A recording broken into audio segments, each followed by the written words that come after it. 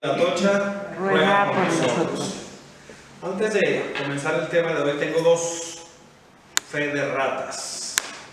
Fe de erratas. Dos errores que viendo los videos tenemos que corregir, tenemos que apuntar. El primero de ellos fue hace varias sesiones en torno a quiénes eran los sacerdotes del templo de Israel.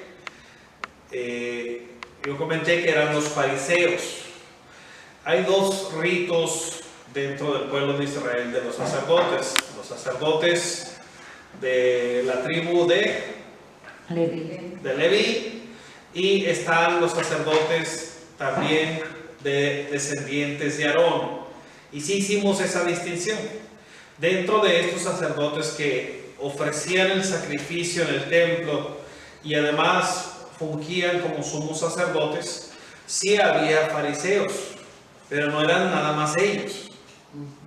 También todos los que eran de la casa de Aarón podían ejercer el sacerdocio, ofrecer los sacrificios, todo este tipo de cosas. Y había fariseos, había saduceos, había escribas, porque se dedicaban a muchas cosas. Esa es una corrección. Sí había fariseos, pero no eran los únicos. Y la semana pasada hablábamos del libro de la sabiduría. Hicimos una mención del Eclesiastés, perdón. Y hablábamos sobre quien encuentra un amigo encuentra un tesoro invaluable. Y mencionaba yo que era 1800 años antes de Cristo, y eso es un error, eran 180, no 1800. A la hora de estarlo escuchando estaba yo, digo, qué exagerado soy. 1000 años antes de Cristo existió por ahí el rey David, el rey Salomón. Esa fue la época. Nada más para ubicarnos, 2000 años antes de Cristo, estamos hablando más o menos del tiempo en que algunas de las tribus del pueblo de Israel estaban en Egipto. Es más o menos esa época. Entonces, nada más para ubicarnos históricamente, los rasgos, las descripciones que se hacen son de esos tiempos. Nada más antes de comenzar quería hacer estas dos correcciones, porque por ahí, si alguno de los santos padres historiadores ve esto, a lo mejor se van a rasgar las vestiduras. Entonces, por aquello de eso, ya están las dos correcciones. Muy bien, el tema que hoy nos ocupa. La semana pasada hablábamos de la amistad. Esta semana toca los enemigos de Jesús. ¿Quiénes son los enemigos de Jesús? Y como casi todas las sesiones nos peleamos con qué significa eso. ¿Qué significa decir los enemigos de Jesús? Los que no son amigos. Los contrarios, los que no son amigos. Sí, puede ser que no está conmigo, está contrario. El que desparrama sin el Señor. Nada más así. Ahora, cuando nosotros escuchamos esta frase tenemos que tener cuidado, porque podemos brincar y asumir que Jesús los consideraba a ellos enemigos. Jesús no tenía enemigos. Él no tenía. Él no consideraba a nadie enemigo. Como Juan 23. No consideraba a nadie enemigo. Pero había personas que sí consideraban a Jesús su enemigo. Esto es otra historia. De eso vamos a hablar hoy. Vamos a hablar en tiempos de Jesús quienes se descubrieron como contrarios al proyecto que él venía a ofrecer. Y hay distintos grupos y hay distintos personajes que podemos ubicar en esto. Primero, ya aclaramos, no es que Jesús los considere a ellos enemigos. Jesús nunca consideró a nadie enemigo. A nadie. Entonces, sí hay algunos que se consideran enemigos. Ahora bien, hay otra pregunta por ahí para despertar nuestro celo por las almas. La pregunta es, ¿cómo es posible? ¿Ustedes creen que sea posible que alguien extremadamente bueno, generoso, amable, respetuoso, que hace el bien y solo busca el bien, pueda tener enemigos? Sí. ¿Por qué? Porque puede ser que su manera de ser o su manera de realizar sus acciones no gusten a los demás. No sean agradables, no gusten a los demás. Nada más eso. Porque sus acciones les echan en cara lo que son ellos. Su forma de ser y sus acciones provocan reacciones en los demás. Sí, sí provocan. Definitivamente. Nada más eso. Pues sí, están buenos. ¿Qué más puede ser? Aquí hay que tener esto en cuenta. Nosotros pensamos que si alguien cae mal es porque hace el mal. Si alguien no es aceptado es porque lo que está ofreciendo no tiene valor. O sea, tenemos esa tentación.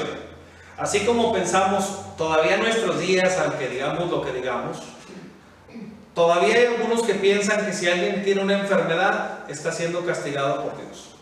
Que si alguien muere fuera de lo proyectado está siendo castigado por Dios. Y su familia también. Todavía lo seguimos. Esta idea de la retribución sigue estando en el trasfondo de nuestra mente. Si te va mal es porque has hecho el mal. Y es más, usamos la palabra, hay una palabra que está de moda que nos encanta usar, el karma. Y salimos con esas tontadas. Dice el karma lo que te está pasando. No, mi hermano, mi hermana, eso no existe. Eso no existe para empezar. No es, esa es una forma, un pensamiento que puede ser filosófico, que puede ser teológico en muchas religiones, que automáticamente piensan en la retribución. Entonces, lo mismo pasa cuando una persona no es aceptada. De hecho, las personas, entre más bien quieran hacer, tienden a ser más perseguidas. Tendemos a caer más mal entre más bien queremos hacer. ¿Sí? O sea, entre mejor, entre más, entre mayor sacrificio, esfuerzo, trabajo, más resistencias va a haber del lado contrario. Entonces, esto es parte de la experiencia de todos los días. Aquí hay algunas mamás. Cuando quieren poner orden en su casa con las cuestiones que están mal, les va muy bien, les aplauden, les ponen estrellitas, no las hacen batallar y dicen, sí, mami, con todo gusto. No, ¿no? Cuando quieren poner horarios de llegada decentes, formas de salir decentes, ¿les va bien? No, ¿no? No es precisamente el momento en el que gozamos de más. Estamos acostumbrados a que entre más apapachados, entre más consentidos, entre más cedamos, entonces estamos mejor, estamos más en paz. Tranquilidad no es igual a paz. Esto lo experimentó también nuestro Señor. Ya lo dijeron bien, que hay personas que su forma de ser les causó mucha molestia. Pero también tenemos que meternos al problema de por qué fue esa molestia.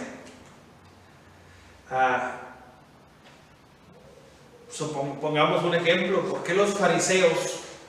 Cuando pensamos en los fariseos, hay que escudriñar su figura. Eran personas que hacían ayuno 3 veces por semana, que habían leído la Sagrada Escritura, que la leían todos los sábados, que hicieron instituciones como la sinagoga para compartir la palabra de Dios y lograron que todos, al menos los hombres, digo al menos los hombres porque a las mujeres no las aceptaban, ¿no? En la sinagoga, aclarando el punto. Sí había momentos de compartir la palabra de Dios en casa, sí los había, y toda la familia los compartía. La celebración más importante para el pueblo de Israel era la celebración del sábado y de Pascua. Y en esas celebraciones todos leían la palabra de Dios. La cuestión de la sinagoga era para varones. Desde los 12 años compartían la palabra de Dios. Estudiaban, compartían, leían, ayuno 3 veces por semana, pagaban diezmos, de todo. Querían cumplir la palabra de Dios hasta la última punto, la última coma. Entonces, ¿por qué estas personas que invertían tanto tiempo, tanto esfuerzo a las cosas de Dios, resultaron ser tan contrarios a Dios. Y esto es históricamente. O sea, ¿por qué lo sintieron como una amenaza a su existencia? Porque eso es Jesús para estos grupos. Una amenaza contra su existencia. Cuando pensamos nosotros en términos más modernos, lo que pasaba en los países comunistas, y sigue pasando, países como China, como Corea del Norte, lo que pasa con los cristianos que tienen que estar escondidos, clandestinos, como aún hasta la fecha sigue siendo incómoda la situación. Entonces, ¿por qué lo consideran una amenaza contra su propia existencia este grupo de personas que en términos de currículum hasta nos llevan puntos a nosotros? Porque están en su zona de confort y viene alguien a decirles que pues no son tan perfectos como ellos se creen. No solamente les dijo que no eran tan perfectos. Les digo que lo hacían nada más para presumir, para que los alabaran, para que los tomaran como los mejores y que no lo estaban haciendo de corazón. Las apariencias, la apariencia religiosa. Pero esto de las apariencias religiosas, a veces nos quedamos nosotros en lo aparente. ¿Qué es una apariencia religiosa? Una apariencia religiosa es una vida sin verdad. Una vida que no tiene verdad. O sea, que no hay verdad en la vida, que no hay verdad en lo que está uno haciendo. O sea, es como ese niño que lo mandamos a las tortillas y lo único que no tiene es ganas de ir a las tortillas. O sea, de que va el camino renegando y echando esto y echando serpientes y escaleras. Dice, lo está haciendo. O sea, lo está haciendo. Pero es peor que si no lo estuviera haciendo. Entonces, apariencia religiosa tiene que ver con este sentido de que no hay verdad en nuestra vida. O sea, que no ha llegado. Es como pensar en un obispo que sea ateo. O en un hombre que consideramos un hombre santo, y por decir hombre digo hombre en genérico, un hombre o una mujer, no estoy excluyendo, que lo tengamos por santo y de repente veamos que de santo no tiene nada, porque lo más importante es que esté Dios en él. O sea, lo más importante es que esa verdad que es Dios, o sea, esté y se manifieste en él. Más allá, o sea, aquí comprendo lo que dice el Papa Francisco en torno a prefiero lastimados a corruptos. El corrupto tiene que decir yo hasta aquí llego porque ya no doy más para allá. A aceptar que no es lo suyo y empezar otra vez su camino de cero para poder dejar la corrupción. Entonces, pero aquí estamos la parte más importante de la dificultad que tuvieron los fariseos con Jesús es que Él les reflejaba claramente que su vida estaba hueca, vacía, sin Dios, sin verdad. O sea, si no está la verdad, no está Dios. Aquí es algo que a nosotros rara vez le entramos a este problema. O sea, si mi vida no tiene la verdad, o sea, nosotros decimos como cristianos que Cristo es el camino, la verdad y la vida. Si mi vida no tiene verdad, entonces todo lo demás es apariencia. Es como cuando dicen, sí me gustas, me gusta tu salario, me gusta tu manera de trabajar, me gusta tu manera de atender a los demás, pero no te quiero conmigo. O sea, es así. O sea, me gusta tu trabajo, me gusta tu dinero, me gusta tu familia. Es más, hasta tu mascota. Pero a ti no te soporto, ¿te quieres casar conmigo? Entonces, es lo mismo. Es lo mismo. Si no hay verdad en nuestra vida, vamos a chocar contra aquellos que lleven la verdad. Ayer estaba en el tribunal, en los tribunales, ¿estos cómo se llaman? Los tribunales están en la 20 de noviembre. Están de lo familiar. Juzgados, se llaman juzgados. Juzgado de lo familiar. Está el sexto, séptimo, octavo, hay un montón. Y estaba escuchando unas pláticas místicas. Te voy a quitar la patria potestad porque no lo atiendes, la que no lo atiende eres tú. Se estaba discutiendo un matrimonio, peleándose, arañándose para ver quién se quedaba con la patria potestad, cuando en la realidad ninguno de los dos les interesaba, el niño estaba con la abuela. Entonces, dice uno, no, pues ahí llegamos a la expresión máxima de lo contrario a lo que es tener verdad en tu vida. O sea, cuando no estás interesado en la verdad, cualquiera que diga el más importante o lo que tendría que hacer es sacrificarse por el niño. Los dos. Así, ay padre, pero ¿y su felicidad? No. La felicidad de los inocentes lleva mano. Tú ya tuviste chance de equivocarse, dale chance de que se equivoque. Pero mientras tanto te toca sacrificarte. Ay, padre, pero que ya no aguanto. No importa. En el momento que tomaste una decisión, fina o no fina, de todas maneras, y es necesario decir estas cosas. Y hay personas que dicen, no, es que esa forma de hablar es intolerancia o es intolerable. Eres intolerante, retrógrada. No, mi hermano, no, mi hermano. Tú tomaste una decisión, trajiste con la bendición de Dios a un niño, y ese niño merece tener papá y mamá, y tiene derecho a tener papá y mamá. Si les hubiera dicho eso ahí en los juzgados, me sacan crucificado de ahí. Bueno, es en el campo de lo religioso, es uno de los campos donde Jesús tiene los enemigos más mortales, porque son los lugares donde se refugia más fácilmente la hipocresía, la falsedad, el aparentar. Y esto pasa a todos los niveles. Pasa a todos los niveles. No voy a entrar a puntos así, pero yo pienso, por ejemplo, en San Óscar Romero, obispo en El Salvador. Y me es sorprendente ahorita el presidente que tienen ahí. Se apellida Bukele, el presidente. No me acuerdo el nombre. Pero él siempre sale con Óscar Romero, el San Óscar Romero, en un cuadro enorme ahí en el Palacio de San Salvador. Él sale siempre. Y para todo, cuando le están dando carrilla o atacando sus puntos, él no es católico. A duras penas conoce el cristianismo, ni siquiera es cristiano, y no vamos a culparlo porque él es descendiente de musulmanes del Líbano. Sí, son musulmanes.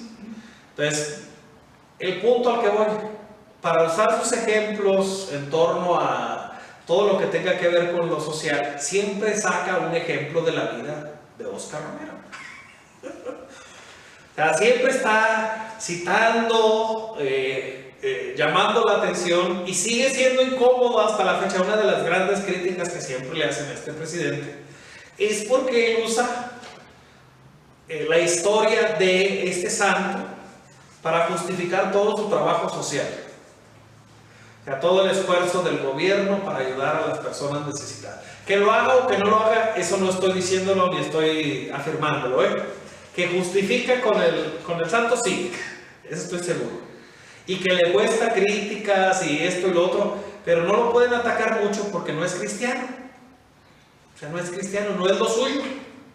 Entonces sí puede valerse de este ejemplo, de este modelo para el trabajo. Entonces, las personas que tienen verdad en sí mismas, y me refiero, no es que haya muchas verdades, no, que tienen a Cristo, que es el camino, la verdad y la vida, pueden ser muy incómodas. Y el primer lugar va a ser en el ámbito religioso. El ámbito religioso.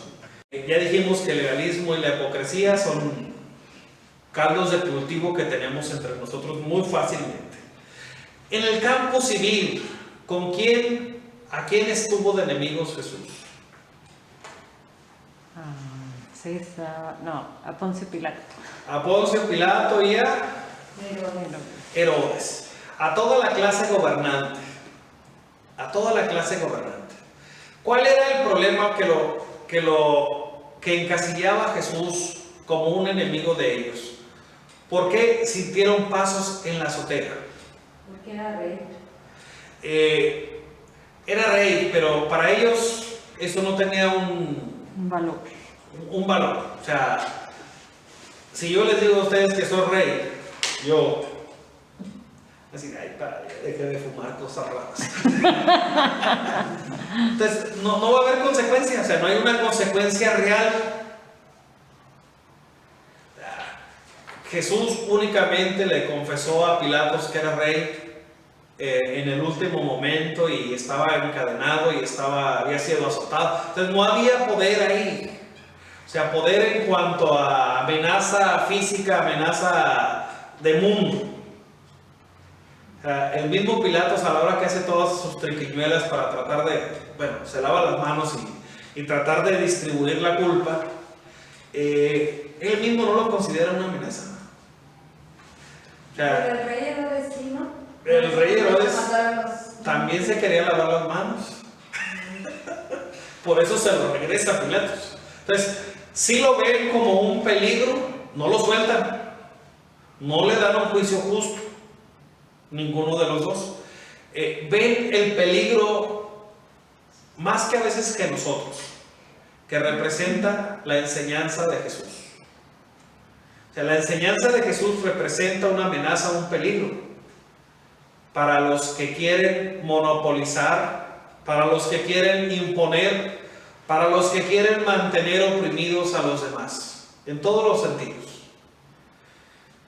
O sea, el hecho de decir darle a Dios lo que es de Dios y darle al César lo que es del César es algo muy peligroso. Ahorita el problema en China para la Iglesia Católica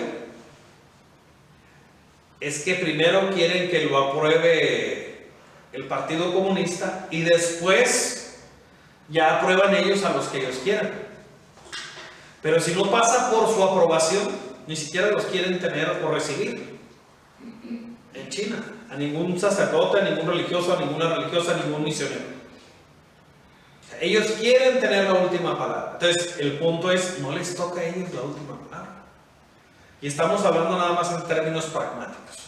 Jesús representa una amenaza el primero que luchó por la separación de la iglesia y del Estado es Jesús de Nazaret.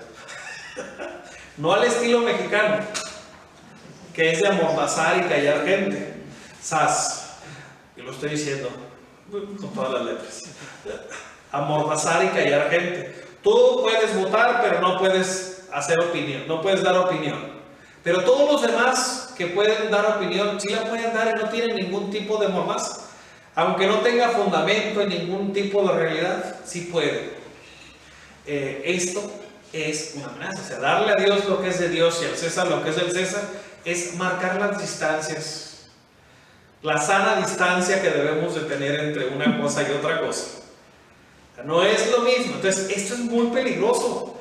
Decirle a alguien que quiere tener el poder sobre todo y sobre todos, aún a nivel de conciencia, a nivel de libertad, es una amenaza para los sistemas corruptos. Y así se ha considerado como una amenaza para todos los sistemas corruptos. Así, padre, ¿cuál sistema no está corrupto? Ninguno, todos tenemos nuestras corrupciones. Pero entre más amasemos poder, también amasamos más corrupción. Uno va junto con otro. O sea, se lleva junto. A más poder, más corrupción. Decían por ahí un filósofo, el poder corrompe y el poder absoluto corrompe de manera absoluta. No lo estoy diciendo yo, estoy citando, nomás que no me acuerdo ahorita del filósofo. Creo que era Maquiavelo, creo. En el libro del Príncipe, ahí es donde lo dice. Pero me puedo equivocar, ya a estas horas me justifico. Algo parecido a Cicerón. Es posible. De Cicerón no me acuerdo, que lo repite o que lo dice Maquiavelo me suena. Pero bueno, Ya vimos que tuvo enemigos religiosos, enemigos sociales o políticos. Ahora bien, ¿cómo actúa Jesús frente a ellos o con ellos? ¿Cuál es su actuación? ¿Cuál es su punto de partida? ¿Cuál es su punto de partida? Pues dice, o sea, habla como quien tiene autoridad, o sea, decía lo que tenía que decir en el momento, a quien se lo tenía que decir sin detenerse. Aquí dos aspectos importantes. ¿Cómo los trata? Primero, siempre dice lo que tiene que decir sin importar. Ahora, él anda buscando bulla con sus enemigos, los anda buscando él a ellos. Él anda correteándolos a ver dónde se los encuentra, pues viendo si se van a solitos encontrar. llegan. No, o sea, no los busca y tampoco los esquiva. Aquí es algo importante esto, no ando buscando pleito, pero también si llegan, no guardo silencio. O sea, no ando buscando pleito, pero si llegan, aún con respeto, aún con paz en el corazón, eso no quiere decir estar de acuerdo, y hay que estar muy claro en eso. Una cosa es, yo no ando buscando pleito, ser consciente de eso, yo no ando buscando, porque hay personas que andan buscando pleito. Hay un comediante por ahí que tiene una discusión con una mujer, a ver por qué pelean las mujeres. Así, ay padre, es una comediante y es un comediante, no es discriminación.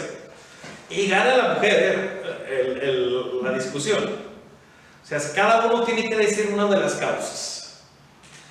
O sea, por si sí, por si no, por si acaso, por si no te vuelvo a ver, por si... Entonces, cada uno se va diciendo una cosa. Entonces, hay veces que uno anda buscando pleito. O sea, y si sabe uno que a la otra persona le duele un talón y quiero llegar y darle por ahí, eso se llama buscar pleito. Jesús no busca pleito. Jesús no anda cazando discusiones ni nada que se le parezca. Él no las busca, pero si se presentan, no las rehuye. Aquí esto es importante para nosotros en todos los niveles, a nivel pastoral, a nivel familiar, a nivel espiritual. Vamos a enfrentar situaciones que no andamos buscando, que nos van a llegar de una manera o de otra, en todos los terrenos, aún en cuestión de salud.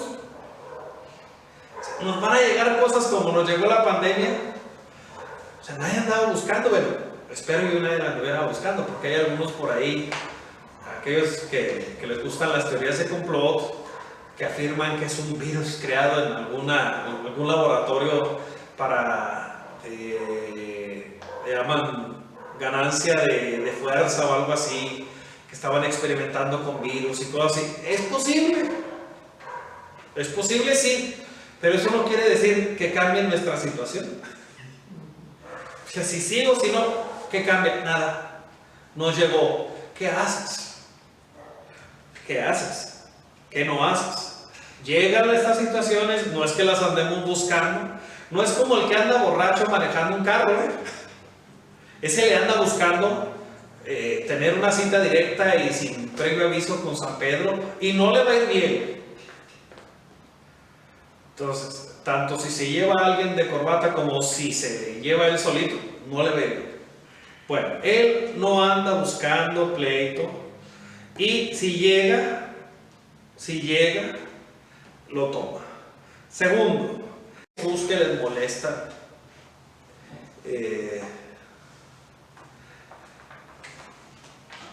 Hay ahorita, voy a decir cosas que no son muy populares.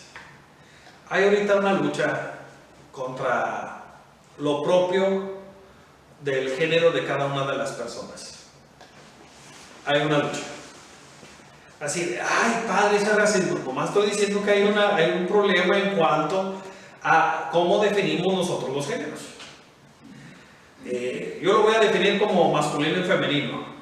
Y un problema grave que tenemos es la falta de masculinidad y la falta de feminidad. A mí me sorprendió en Italia que los hombres andaban bien depilados, pintados, con unas uñas pintadas, con mejor ropa y más finitos que las mujeres. Y allá las mujeres son bien gritonas. Digo, las que me tocó a mí ver en los transportes y eso, gritonas, fuertes, toscas. O sea, como que se estaban cambiando los papeles. Es decir, esto no puede estar bien. Entonces, un problema es, ahora voy a lo que tenía que decir. Reconocemos que tenemos ese problema, ¿estamos de acuerdo? ¿Estamos de acuerdo que lo tenemos? Sí. Si no estamos de acuerdo, no importa. De todas maneras, ya dije que lo tenemos. De todos modos está. Estamos escuchando tu postura. Está el problema. Yo nomás estoy haciendo recuento de que hay una situación que refleja eso. Aquí mismo en Niza vemos gente, hombres que ya nos vienen con las uñas pintadas. Ya no hablemos de aretes o arracadas. No, las uñas pintadas. Ahí estamos. Entonces, bueno, punto al que voy. Es molesto cuando vemos a una persona que es viril. O sea, no estamos diciendo que sea un prepotente, un patán, un macho. No. Estamos hablando de un hombre que sea viril. Que sostenga su palabra, que sepa comprometerse, que diga la verdad de frente. O sea, que no se ande escondiendo, que no ande haciendo chismes. O sea, ese tipo de hombres causan molestia donde hay hombres que no son así. Jesús era una persona muy viril. O sea, no estamos hablando de prepotente, ni de patán, ni de machista, ni nada, no. Un hombre viril, propio. Lo que es propio de un hombre es lo que representa. Entonces, su manera de hablar y decir las cosas y desnudar la hipocresía. O sea, las personas de este tipo desnudan la hipocresía. O sea, y no le dicen a las cosas por su nombre. Les ponen las cosas en su lugar. Jesús, frente a aquellos que lo consideran a él enemigo, los pone en su lugar. No los anda buscando, no los rehuye. Y a la hora de confrontarlos, siempre buscando su salvación, los pone en su lugar. Esto es algo fundamental para entender. Aquí entramos. Primero les quita el monopolio de la interpretación de la palabra de Dios. Les quita el monopolio. Los religiosos pensaban que lo que ellos decían era la palabra de Dios y no era cierto. Ellos pensaban también que todo lo que hacían era voluntad de Dios. Y Jesús dice: a mi papá no le van a echar la culpa. A mí no me van a echar la culpa. Él hace la interpretación porque Él es la palabra de Dios. Esto es en términos teológicos, pero también en términos históricos. Él les arrebata el monopolio, la hegemonía sobre la interpretación y también sobre la voluntad de Dios. Ellos eran los únicos que podían decir que era voluntad de Dios y que no era voluntad de Dios. Esto es algo grave. Los enemigos aquellos que consideraban a Jesús su enemigo, esto se lo toman muy en serio. Su seguridad, su virilidad, su amor a los pobres y pecadores, su arrastre, su sencillez, eran cachetadas fuertes hacia todos los lados, sin andar haciendo jueguitos de postura. Por ahí hay alguien, un cuate que hace algunos comentarios, hace sus videos de TikTok, no me acuerdo el nombre, pago derechos de autor, él hace los comentarios estos. Y él, a la hora de esta ideología de la inclusión o de ser incluyentes, dice que nada más se aplica donde les da la gana. Dice: tú te sientes muy incluyente pero no tienes rampas para los discapacitados. Te sientes muy incluyente pero no tienes menús en braille. Te sientes muy incluyente pero no sabes lenguaje de señas.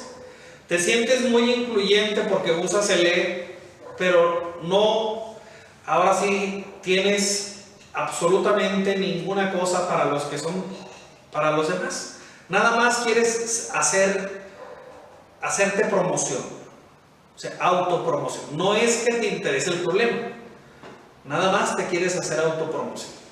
Él lo desarrolla un poco más esto de la inclusión. A mí me gustó el comentario, porque es muy fácil decir, es que no eres incluyente. No, sé incluyente, pero amplía tu horizonte en torno a esto. Jesús es incluyente, es capaz de descifrar ahora sí, tanto para los pecadores como para los justos, la interpretación de la palabra de Dios.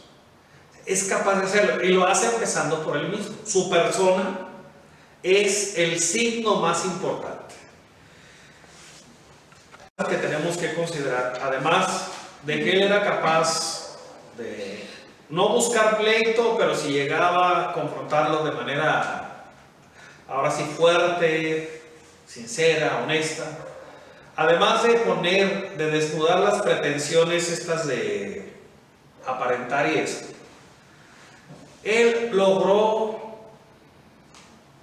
presentarse frente a sus enemigos, a los que ellos, o sea, los enemigos que consideraban a Jesús como su contrario, sin miedo, sin miedo. Esta parte a mí me preocupa enormemente cuando un cristiano católico me dice que no recibe a los hermanos separados porque les tiene miedo. No, mijo, tenle miedo a tu ignorancia, a la pereza, a la indiferencia, a no quererte preparar. Digo, bueno, para ver TikTok, pero no eres bueno para poner en YouTube algo de crecimiento, de conocimiento de la Biblia, de conocimiento de la fe. Hay un montón. Digo, en lugar de estar viendo tontadas, decir, ay, padre, no le gusta, yo también las veo, Pero no dejan de ser tontas. Eso no les quita. Por cada joya que se encuentra ahí, encuentran 1000 piedras falsas. Pero bueno, porque sí hay algunas cosas muy buenas también ahí. Hay que concederlo. Opiniones que no estamos acostumbrados a ir a escuchar. Ahí las escucha uno también.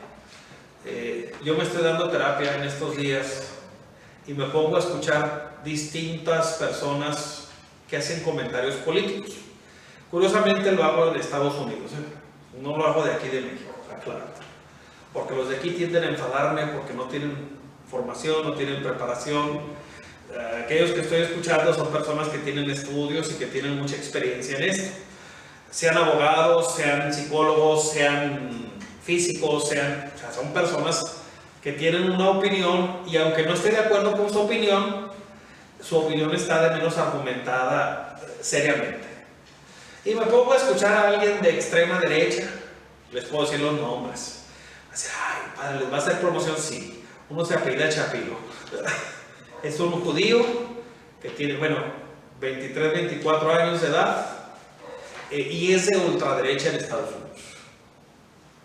Pero también escucho a otro que se llama Bill Maher, que es también de Estados Unidos y que es de extrema izquierda.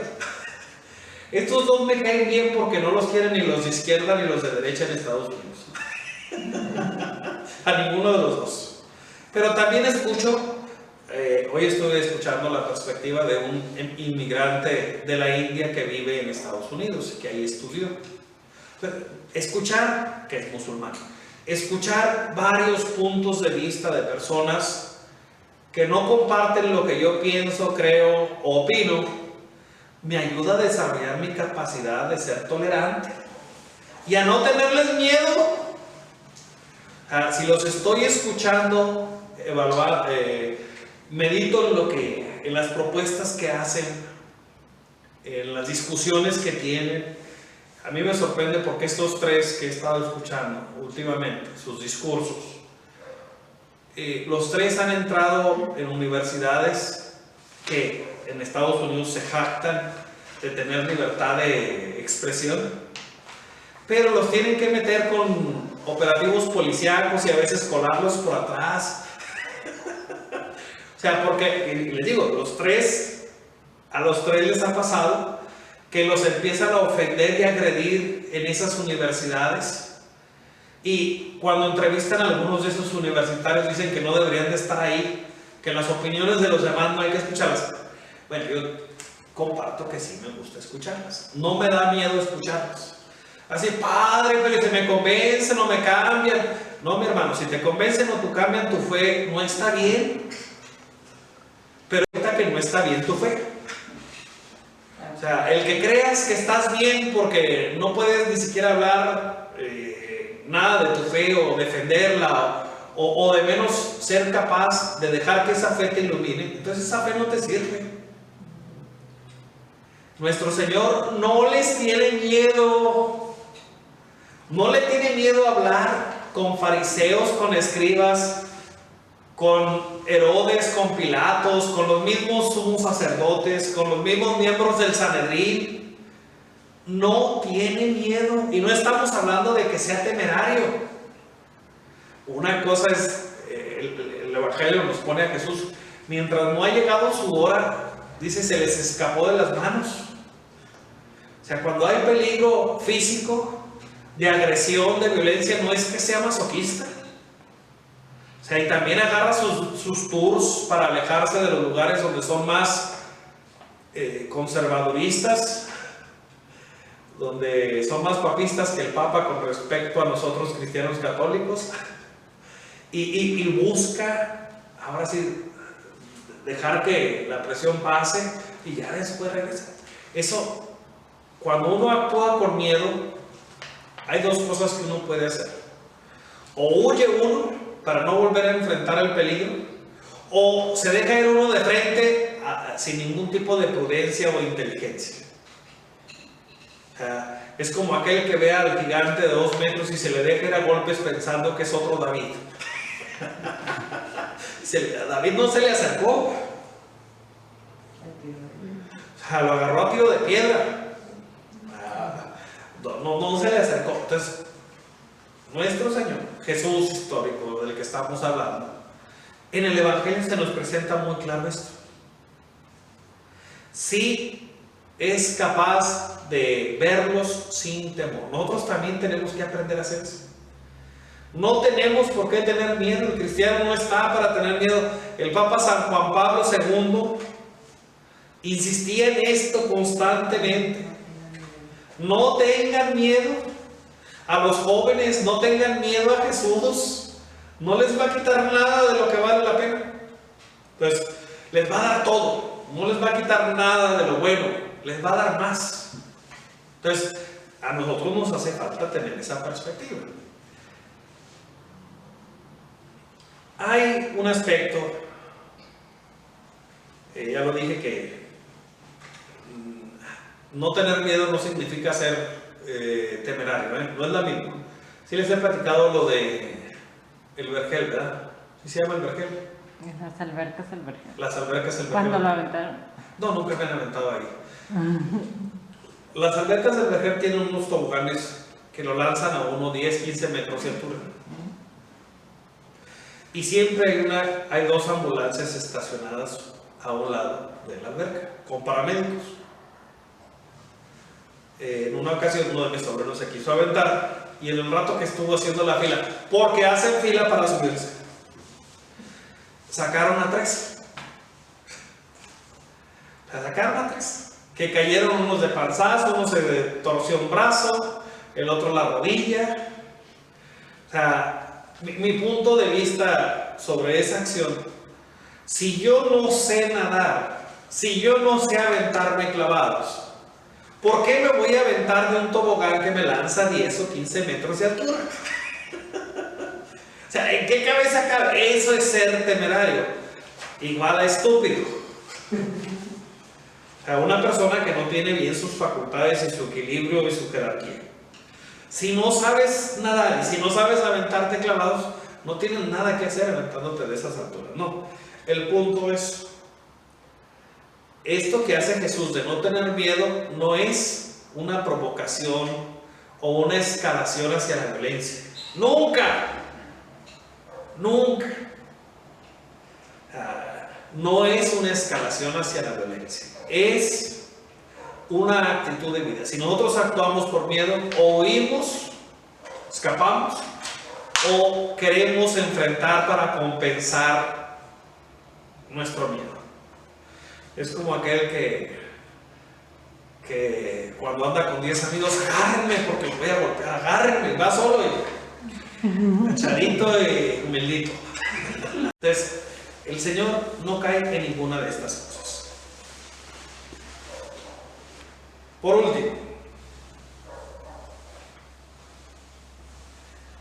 ¿cuál es el objetivo de Jesús a la hora de entrar en este diálogo, en esta comunicación con aquellos que lo consideran a Él su enemigo? ¿Cuál es el objetivo? Salvarlos. Digo, porque nosotros somos a donde no me quieran no voy. O sea, si no me quieren no voy, punto. Así de sencillo. Es que Jesús corre riesgo para...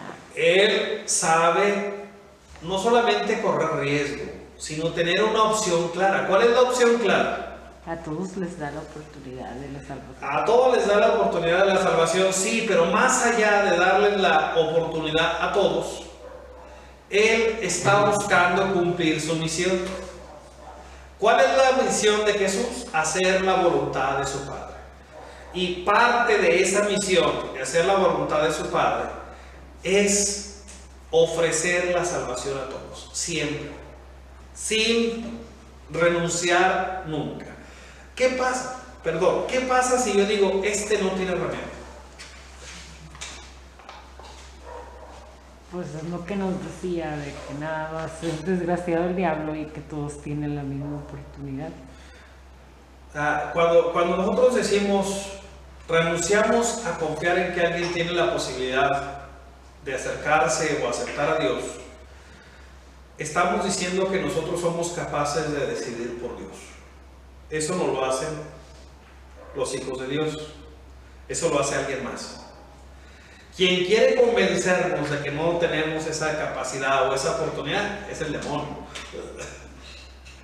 Quien quiere convencernos a nosotros de que ya no tenemos oportunidad de redención, ese es el trabajo del enemigo. Del enemigo con mayúscula. Del enemigo que vamos a tocar la siguiente semana. Ya vimos el tema de la amistad de Jesús. Ya vimos esta semana los enemigos de Jesús. Y la siguiente semana, por el mismo canal, a la misma hora, vamos a encargarnos del enemigo con mayúscula. Aquel que considera a Jesús su máximo enemigo. Y vamos a verlo en 3 facetas. Esto lo digo por ahí hay alguien que dice que nunca hablamos de esto los sacerdotes. Hablamos de esto y también lo vemos en cursos. Con mucho cariño para mi hermana. Lo va a ver el video, por eso le estoy mandando este mensaje. Entonces, el punto es, vamos a ver cómo actúa el enemigo.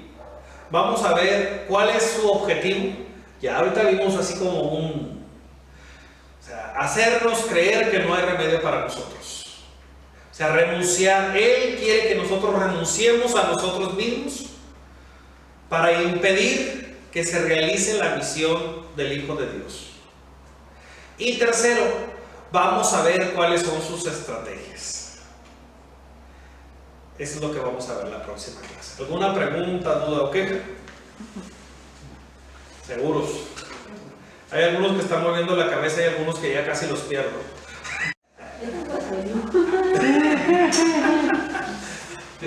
Muy bien, en el nombre sea de Dios y de María Santísima. Amén.